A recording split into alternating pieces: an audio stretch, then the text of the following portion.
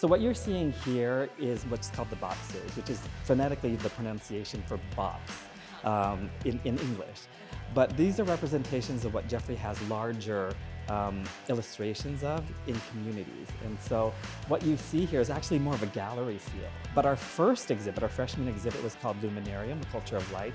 It was more Instagram moments, and we wanted it to be more inclusive. And so folks were identifying with the fact that you can be in a space and have these amazing moments of social media. So Mar, how do you know Bernie? You are now business partners, but you've known each other a long time. Oh yeah, we've known each other for 32 years. We met as sophomores at UCLA, and we've been lifelong friends ever since. I'm still in corporate America, and so I still have a day job.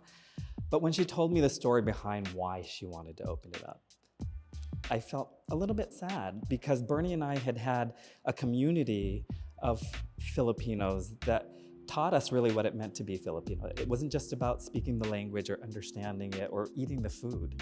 It was about understanding that we are a representation of the history and everything that has happened before us, and accepting that and doing the same for our brothers and sisters who are coming up in the future. So it was the right time, it was the right place. And we decided sometimes you got to take this huge leap of faith and just build your wings on the way down. And that's exactly what we're doing. The hook for her was for her son. What about for you? In the midst of a pandemic, you really think about how you want to spend your life. How can you add quality to what you're currently doing? I was nervous, to be honest, and everyone is nervous about failing, but I would rather fail at something that I'm passionate about than to succeed at something that I may not be passionate about. And so again, we took a leap of faith. Here we are today, opening on Melrose. That's what I like about Filipinos. We're very passionate about culture, especially I've noticed Filipinos in America. Yeah. And that's the heart of the show, is immigration and representation. Sure. What is your immigration story? So my dad was in the US Navy.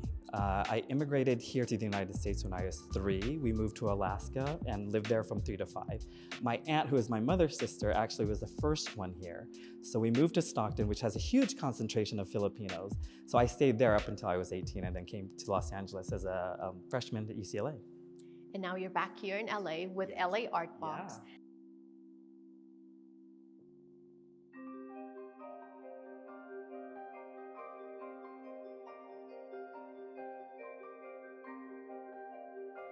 All right, so tell us where we are now. So we are in what's called the Talking Heads, and it's a very interactive space. And we've always wanted that with the things that we do. So in our first exhibit, you saw it was Instagram moments. So again, it was folks taking selfies. Here, it's a little bit more interactive. So there are QR codes at the bottom of these. Mm-hmm. Each one speaks a specific language. Wow. So if I may, let's test one out.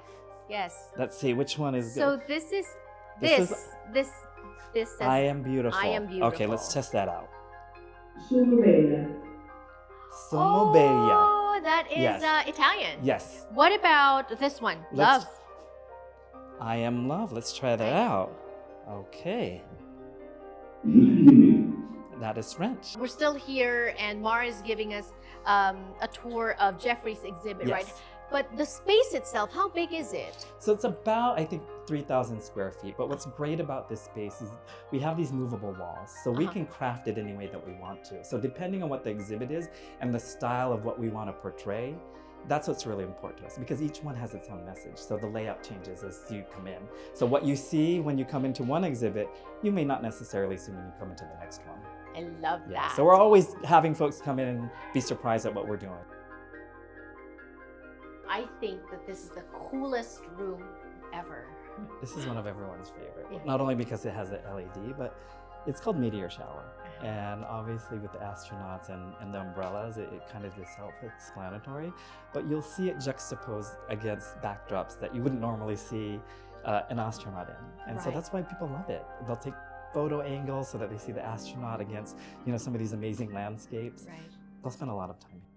And so what can we expect when you now move into exhibition number 3? Oh, we're going to keep that a secret. We are going to keep that a secret. Right. But maybe 3Ds of people dancing. Yeah. So it's called Katatubo, and it's actually featuring 6 indigenous populations in the Philippines. And one thing that Parangal Dance Company loves to do is make sure that we surface the beauty of the Philippine culture. And we obviously know the major things, you know, tinikling, but there are indigenous populations there who no one knows about. Yes. And it's important for us to make sure that everyone knows about them.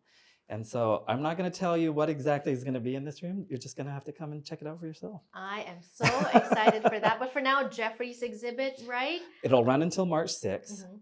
And if you haven't read about him, I encourage everyone to read his story because it's inspiring. Right. Yeah. I guess the more pressing question that I have now Yeah. that I've talked to you, I've talked to Bernie, I've seen the space. Her background is corporate America, Yes. executive director for Yeah. MAC Cosmetics, Yeah. which is a little bit artistic as well, It is, right? yeah. How are two people from corporate America able to come up with such creative ideas? Well, for Bernie, she came from a creative background at Yes. UCLA, so it's part of her DNA. Right. For me, in college, I learned to interact with the Filipino community. Again, I fought for Filipino-American rights. When I was at UCLA, that started my 32-year career in Filipino ethnic dance and music. Mhm. And to this day, I am still doing it. It's important that we surface the beauty of Filipino culture and just transitioning from that, because it is an art. Right. It's just in a different form. It's easy for us. And given the reason why we opened this up in the first place, it's just been a project of passion for both of us. No one will ever be able to tell you how to open a business in the midst of a pandemic. When we first started, we were told brown people don't open up businesses here on Melrose Avenue. We had gotten feedback, why didn't you open up in Filipino town? But then the conversation only happens internally with our own brothers and sisters. We want to branch out and let people know that Filipinos are so much more than just being doctors, lawyers, engineers.